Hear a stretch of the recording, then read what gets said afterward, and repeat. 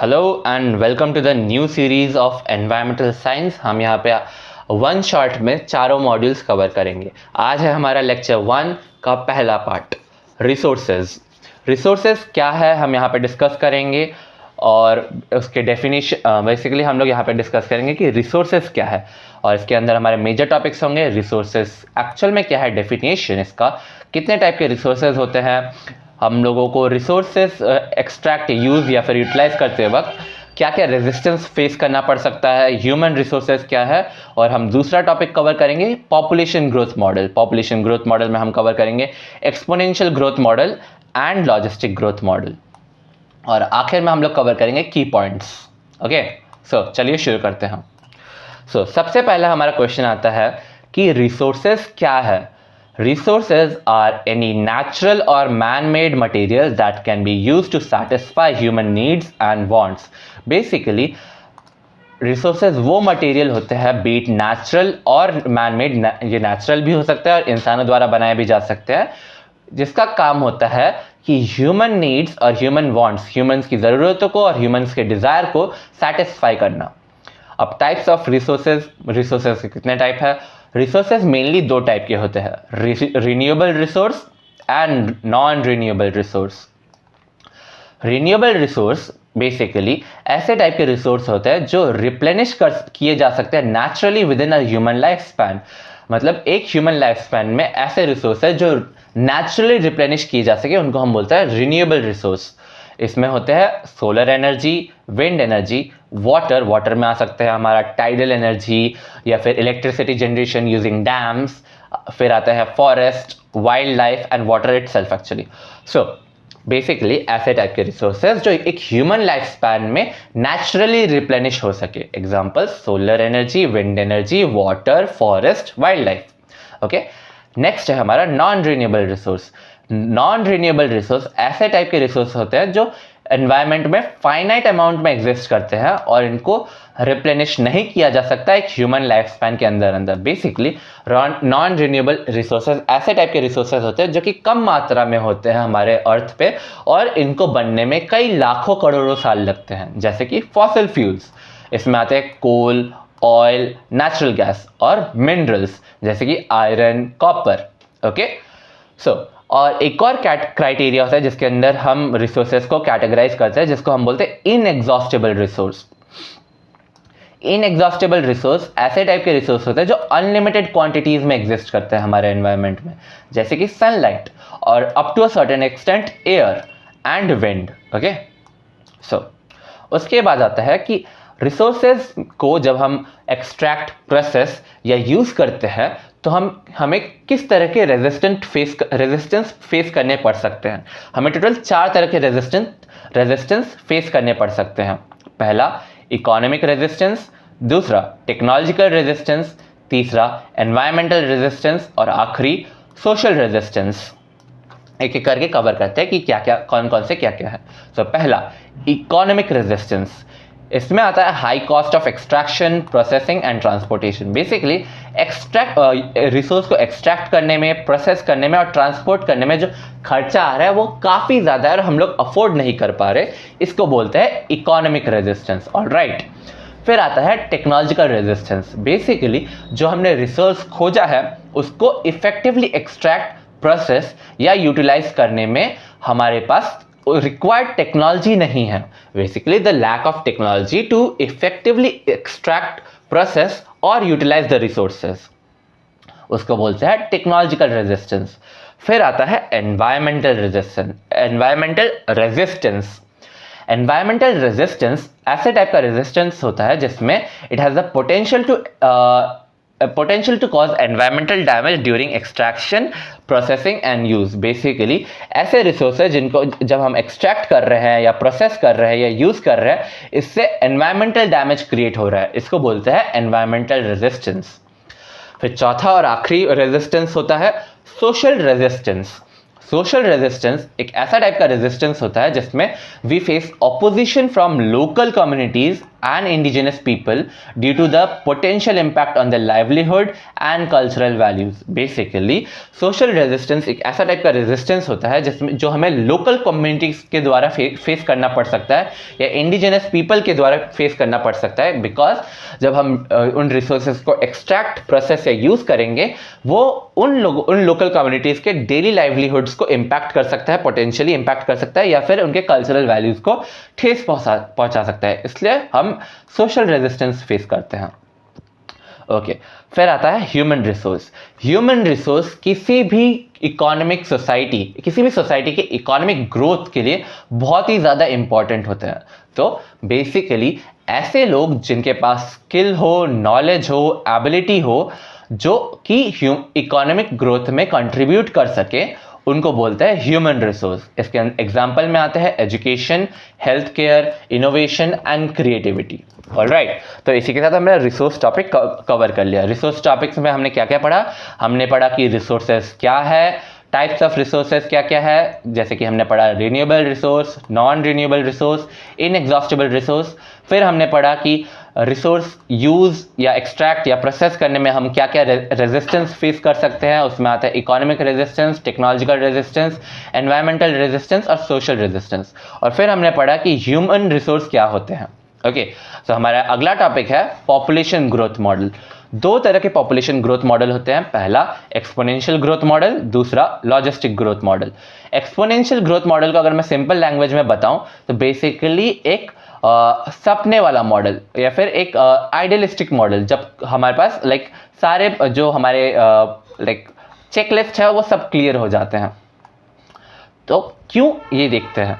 So exponential growth model में क्या होता है कि जो पॉपुलेशन है वो इंक्रीज करता है एक कांस्टेंट रेट से over the time, and it is characterized by a J shaped curve. Basically exponential growth model का एक्सपोनेंशियल ग्रोथ मॉडल का जो ग्राफ है वो कुछ ऐसा दिखता है, ऐसे करके ओ ज़्यादा ही अजीब सा हो गया, एनीवे ऐसा कुछ दिखता है। ओके, सो अगर आपको एक क्वेश्चन आए कि एक्सपोनेंशियल ग्रोथ और लॉजिस्टिक ग्रोथ में क्या डिफरेंस होता है, उसमें से एक पॉइंट आप ये ग्राफ बना के आ सकते हैं। ओके, तो उसमें आपका एक पॉइंट बन जाएगा। नेक्स्ट है कि हम लोग एक्सपोनेंशियल ग्रोथ मॉडल में ये अज्यूम करके चलते हैं कि जो हमारे रिसोर्सेज है वो हमारे अनलिमिटेड है एंड हमें कोई एनवायरमेंटल रेजिस्टेंस फेस नहीं करना पड़ रहा। और इससे न्यूमेरिकल आ सकता है। इसका जो फॉर्मूला है काफ़ी इंपॉर्टेंट है, यहाँ पे थोड़ा करेक्शन करना होगा। फॉर्मूला एक्चुअल में है NT is equal to, actually ये NT T सब्सक्रिप्ट होगा, wait a minute. So NT is equal to N0 e to the power RT। अच्छा, ये RT है वो पावर में होता है। ओके, सो अब देख लेते हैं कि ये सारे टर्म्स क्या क्या है। जो NT है वो है population size at a time T, N0 है इनिशियल पॉपुलेशन साइज, E का वैल्यू तो आप जानते हो, मतलब एक्सपोनेंशियल जो E है उसका वैल्यू होता है 2.718। फिर R जो है वो होता है intrinsic rate of increase and T होता है टाइम। ओके, सो बेसिकली आपको क्वेश्चन में दे दिया जाएगा कि इनिशियल पॉपुलेशन क्या था, इंट्रिंसिक रेट क्या है, और एक सर्टेन टाइम पीरियड दे दिया जाएगा कि 20 साल बाद पॉपुलेशन जो है वो क्या हो गई इस एक्सपोनेंशियल ग्रोथ मॉडल में। तो फिर आपको वो NT कैलकुलेट करना पड़ेगा। ओके, फिर आता है लॉजिस्टिक ग्रोथ। लॉजिस्टिक ग्रोथ में क्या होता है कि जो पॉपुलेशन है वो स्टार्टिंग में तो ग्रो करता है। Population occurs when population grows initially exponentially, population initially grows exponentially but then slows down as it approaches the carrying capacity of the environment. Basically her environment का एक carrying capacity होता है and जब वो reach कर दिया जाएगा तो उससे ज़्यादा population नहीं बढ़ सकता।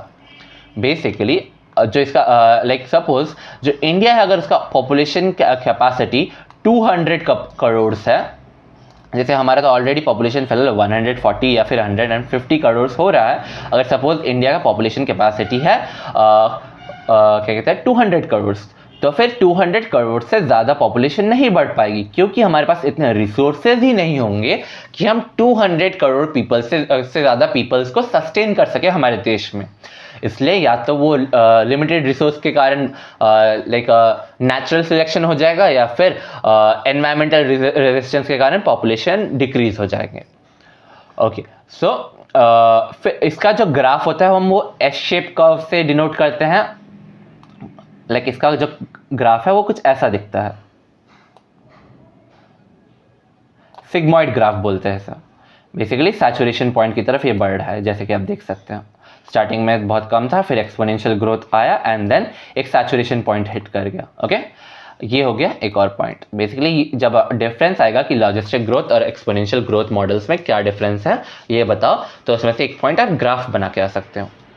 ओके, सो जैसा कि मैंने बोला कि लॉजिस्टिक ग्रोथ एक रियलिस्टिक ग्रोथ मॉडल होता है, जिसमें हम ये मान के चलते हैं कि जो हमारे रिसोर्सेज है वो लिमिटेड है और हम लोगों को एनवायरमेंटल रेजिस्टेंस फेस करना पड़ सकता है।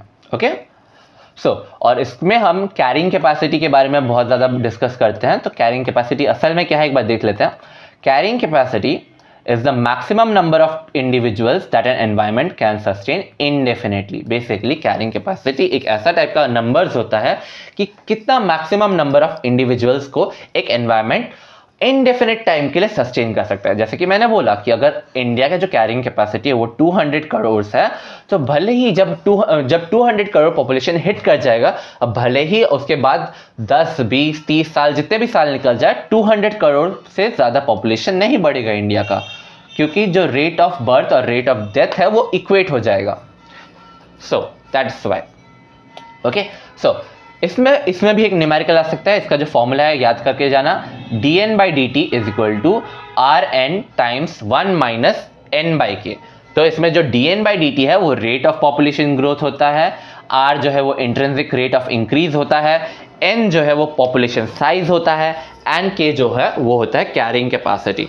सो सपोज आपको न्यूमेरिकल में क्या दे देंगे, आपको न्यूमेरिकल में दे देंगे रेट ऑफ पॉपुलेशन ग्रोथ दे देंगे, आपको इंट्रिंसिक रेट दे देंगे, पॉपुलेशन साइज और कैरिंग कैपेसिटी दे देंगे। क्या क्या दे देंगे, dn/dt दे देंगे, r दे देंगे और k दे देंगे, और आपको कैलकुलेट करना होगा पॉपुलेशन साइज। ऑलराइट, सो इसमें हम लोग यहाँ पे हम लोगों ने कवर कर लिया पॉपुलेशन ग्रोथ मॉडल भी। पॉपुलेशन ग्रोथ मॉडल में हमने क्या कवर किया, दो तरह के पॉपुलेशन ग्रोथ मॉडल होते हैं, exponential growth, logistic growth. Exponential growth में हम लोग exponential growth model is a dream like model and logistic growth model is a realistic model. Exponential growth model में हम लोग अनलिमिटेड रिसोर्सेज पकड़ के चलते हैं और ये पकड़ के चलते हैं कि कोई एनवायरमेंटल रेजिस्टेंस फेस नहीं करना पड़ेगा। लॉजिस्टिक ग्रोथ में हम लोग ये अज्यूम करके चलते हैं कि जो रिसोर्सेज है वो लिमिटेड है और हमें एनवायरमेंटल रेजिस्टेंस फेस करना पड़ेगा। एक्सपोनेंशियल ग्रोथ मॉडल में जो पॉपुलेशन है वो एक कांस्टेंट टाइम में कांस्टेंट रेट से ओवर टाइम इंक्रीज ही करता रहता है, बट लॉजिस्टिक ग्रोथ में जो पॉपुलेशन है वो स्टार्टिंग में एक्सपोनेंशियली ग्रो करता है बट बाद में वो स्लो डाउन कर जाता है क्योंकि सैचुरेशन पॉइंट हम लोग हिट कर देते हैं। और एक पॉइंट हो जाएगा कि जो एक्सपोनेंशियल ग्रोथ मॉडल का जो ग्राफ है वो जे शेप का होता है एंड जो लॉजिस्टिक ग्रोथ मॉडल होता है उसका सिग्मॉइड एस शेप का होता है। और एक्सपोनेंशियल ग्रोथ मॉडल का फॉर्मूला हो गया nt equals to n0 times e to the power rt and logistic growth model का फॉर्मूला हो गया dn/dt is equal to rn times 1 minus n/k। Okay, इस हिसाब से हम लोगों ने जो मेजर दो टॉपिक्स है वो कवर कर लिए हैं। आइए क्लोजिंग की पॉइंट्स देख लेते हैं। Understanding resource availability and utilization is crucial for sustainable development. Basically sustainable development अगर करना है हमें तो हमें हमारा कितना रिसोर्स अवेलेबल है और उसको ठीक से कैसे यूज़ करें, इन सब के बारे में समझना बहुत ज़रूरी है। और सस्टेनेबल डेवलपमेंट क्या है अगर आप पूछ रहे हैं, तो sustainable development is a type of development जिसमें हम हमारे करंट नीड्स को मीट तो करते हैं, मतलब हमारे जो करंट नीड्स है, हमारे करंट वांट्स है वो हम सब फुलफिल करते हैं, बट हम ये भी मेक श्योर करते हैं कि जो हमारे नीड्स है उसको फुलफिल करने के चक्कर में हम फ्यूचर जनरेशन के नीड्स को त्याग नहीं दे रहे, मतलब उनको क्या कहते हैं सैक्रिफाइस नहीं कर दे रहे हमारे फ्यूचर जनरेशन को। ये मेक श्योर करना है हमें, इसी को बोलते हैं sustainable development. Basically meeting one's need but not at the expense of future generation. Okay, और दूसरा पॉइंट है population growth has a significant implication on resource consumption and environmental impact. Basically population growth जो है वो directly related है और उसका direct impact पड़ता है resource consumption में और environmental impact पे। That's all for this lecture. Thank you and I hope आप like exam के लिए आपको मैं all the best करता हूँ। Okay, एग्जाम्स अच्छे से लिख के आना। All the best. Thank you for the lecture. Bye bye.